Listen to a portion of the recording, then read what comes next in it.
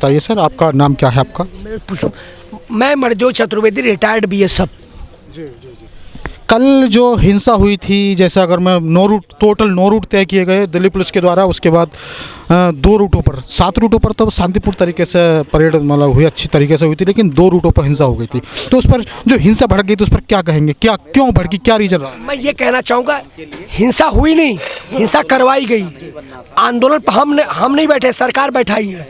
ये जो मौतें हो रही हैं, शहादत, ये हम नहीं मार रहे हैं, ये सरकार की नीतियों को ऐसे मर रहे हैं। तो जो भी चीज़ हो रहा है, इस सरकार जानबूझ के ऐसे हालात पैदा किए जा रहे हैं कि लोग मरे, कुछ भी हो। और दिल्ली की जो भी अव्यवस्था है वो जो है कि दिक्कत में पड़ जाए सारी चीज़ें।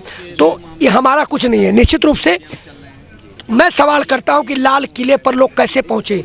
जो पुलिस और जो सरकार ये दावा करती है कि परिंदा पर न मार सकेगा, तो कैसे लाल किले पर, तो इस देश की जनता कैसे सुरक्षित है? जी सर, आप वो सवाल कर रहे हैं कि कैसे लाल किले पर पहुंचे, लेकिन सर आपके जैसे, क्योंकि आपके बहुत सारे वॉलंटियर थे, वॉलंटियर को भी जिम्मेदारी दी गई थी, तो वॉलंटियर का क्या फेलियर रहे, क्या हुआ? वॉलंटियर की जिम्मेदारी नहीं थी। रोड मैप में एक रोड हमें दिया गया था, बिल्कुल, और जहाँ डाइवर्सन था वहाँ पुलिस खड़ी थी, बैरिकेटिंग लगाई थी, हमें सीधा रोड था, उसमें वॉलंटियर कोई मतलब नहीं था। ये सारी जवाबदारी पुलिस की थी, जो माननीय सुप्रीम कोर्ट ने तय रखी थी। हमारा इसमें कोई रोल नहीं था। हम उस रोड से जा रहे थे, 3 बार उस रोड को ब्लॉक किया गया जो रोड मैप दिया गया था, फिर हमें डाइवर्सन दे दिया गया, कुछ ट्रैक्टर इधर, कुछ ट्रैक्टर इधर। अब उसमें कौन सा ट्रैक्टर कहाँ शामिल हुआ, कौन सा पहले से खड़ा था, बाद में खड़ा था, होली। अब हमें भी नहीं पता, आपको भी नहीं, दिल्ली में कौन सी जगह क्या है। हम भी लाल किले में जाते जाते बचे, ठीक है ना। तो वो मैं सवाल करता हूँ कि वो डाइवर्सन क्यों, कैसे वहाँ पर पहुँचे, कैसे इंडिया गेट की तरफ चले गए। तो कहीं ना कहीं दिल्ली सरकार फेलियर है, और इसमें कहीं ना कहीं जांच का विषय बनता है कैसे ये सब हुआ।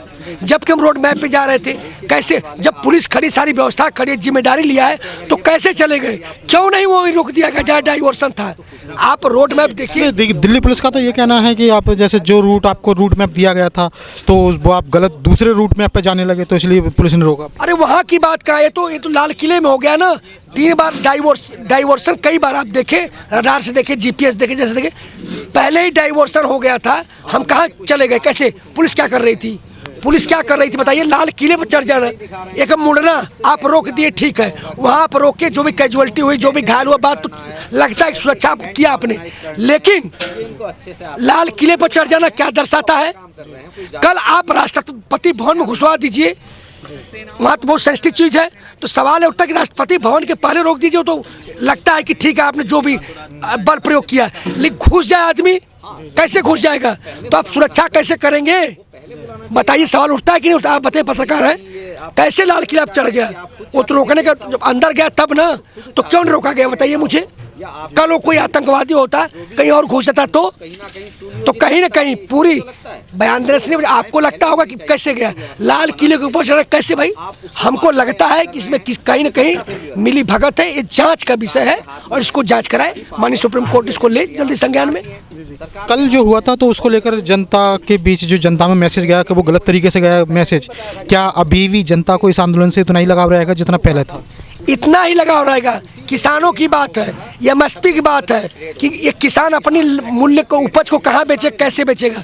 और ये मैसेज कहने गया, जो सरकार कहना चाह रही है वही कुछ कथित चैनल दिखा रहे हैं, ऐसा कुछ नहीं है। वही चैनल पर अभी तक कोई मुद्दा नहीं था। मैं कहता हूं कि प्रधानमंत्री मोदी जी के साथ, अमित शाह जी के साथ वही व्यक्ति फोटो खिंचवाता है, तो वो तो तब आतंकवादी आप उनको नहीं कहते।